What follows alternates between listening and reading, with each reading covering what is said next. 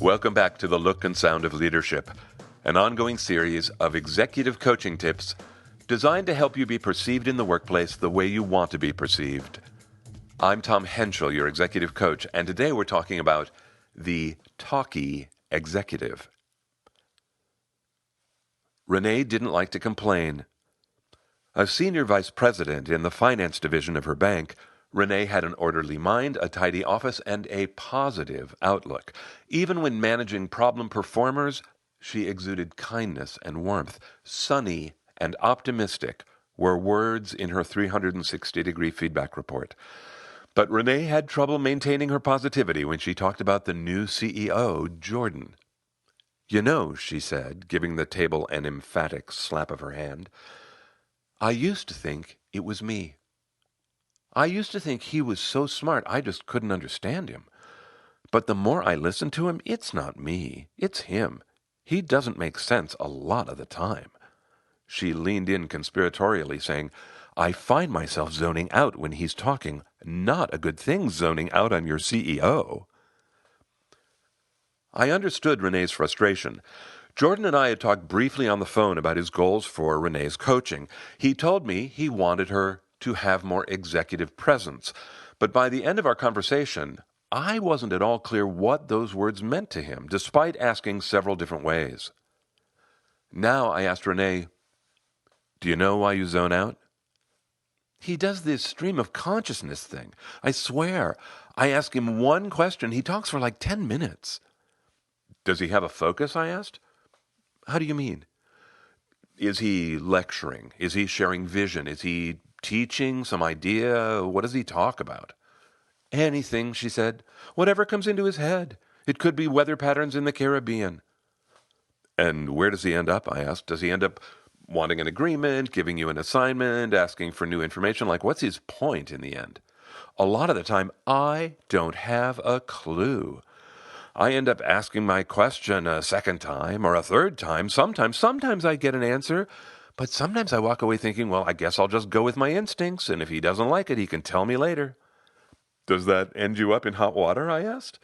"No," she said with a dismissive wave. "He talks a lot, but I don't think he keeps track of what he's saying. Usually, even if there was an agreement, he doesn't remember it." I gave a sly smile and asked, "Do you ever tell him he said something that he didn't really say?"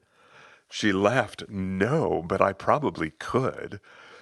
I asked, "Are there times when he does remember what he talked about and it's really important to him?" "Yeah, some of the time. I wouldn't say most of the time." I asked, "Would it be fair to say he thinks out loud?"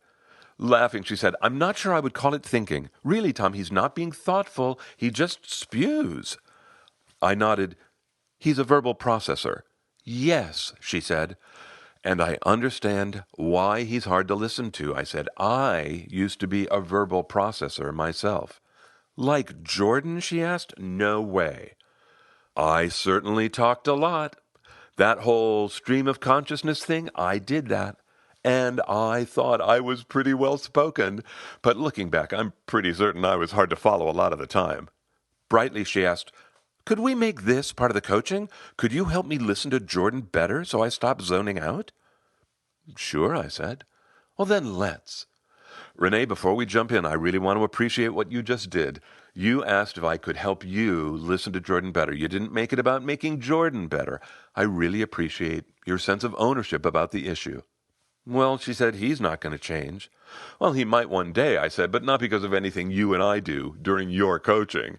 "Yeah," she laughed, "he can get his own coach." I said, "You would be surprised how many people want coaching so the other person will change." "Oh, now that sounds like my 12-year-old, she said. "She is always telling me that she is going to do this so that her friends will do that, or she's going to do this so her teacher will stop doing that." "And what do you tell her?" I asked.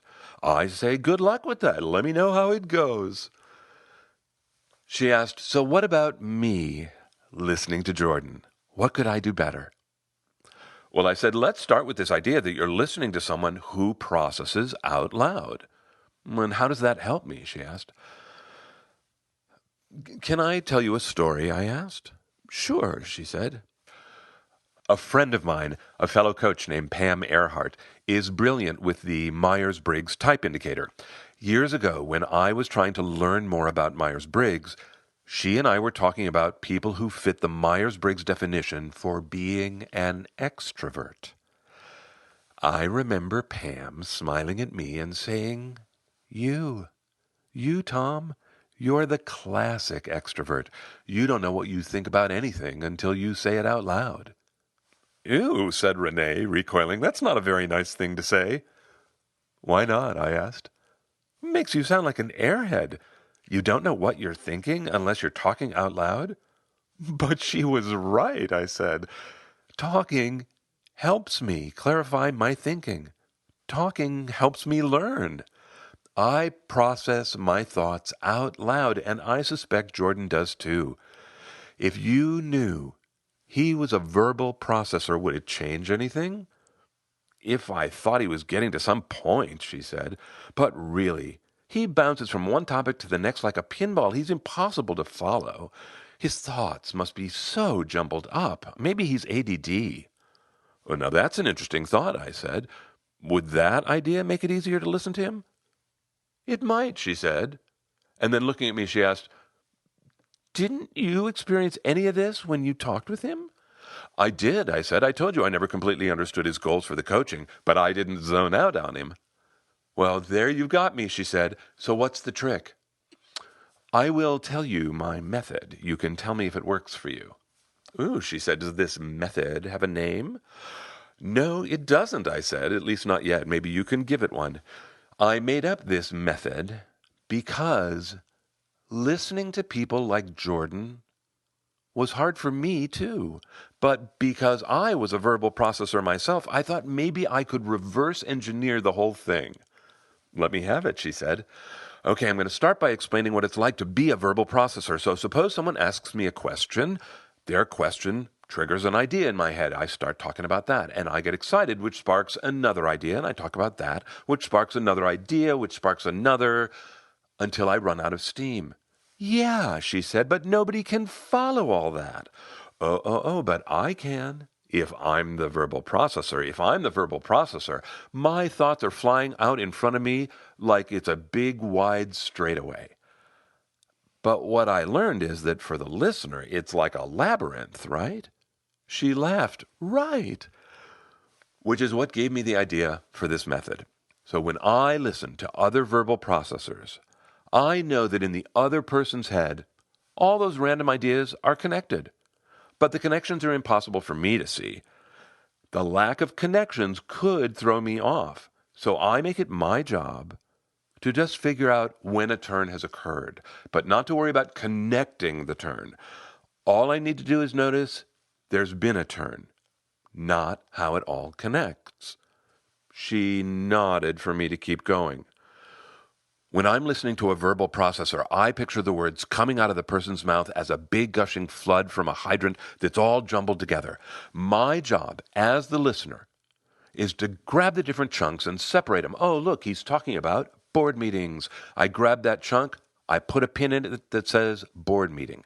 When the topic changes, I put the board meeting chunk to the side, and I listen for the new topic. Oh, look, he's talking about the senior vice presidents now. I put a pin in it that says SVPs, and I get ready for the next chunk. For everything he says, I'm listening and pinning. She made a face and said, That sounds exhausting. At first, but it gets better with practice. Well, it better, she said. I said, even if it doesn't, I don't think it's okay to just stop listening to someone because you can't follow them. No, I agree, she said. That's why I asked for help. I don't want to zone out. You know something else, I asked? I find that listening this way, it helps me think more critically so I don't go down rabbit holes. As I put pins in, I think to myself, hey, look, that is not on my main road. We do not have to talk about that.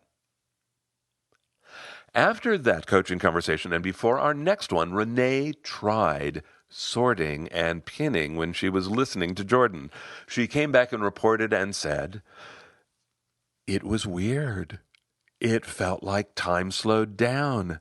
I kept imagining it was like a softball game in slow motion. I'm the catcher, he's the pitcher. He throws this pitch towards me, and while it's coming, I'm thinking, oh, he's talking about our growth goals. And the pitch keeps coming until he changes the topic, then bang, the ball hits my glove. I shove it in my pocket. I focus on the next pitch. And then, whatever that's about hits my glove and goes in my pocket, and I turn to what's next. I had so much more time to think about what he was saying. Is that a good thing? I asked. Yes, because I was listening, she said.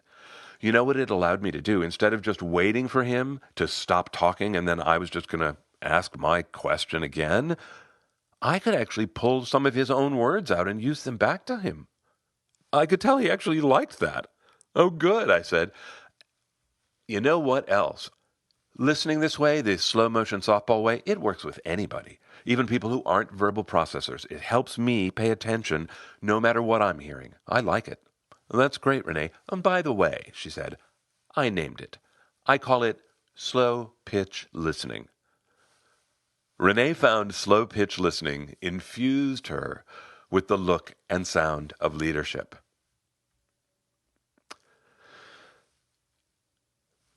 You don't have permission to just stop listening to someone because they're hard to follow. That's boo-hoo. You don't get to choose how other people talk, just like they can't choose how you talk.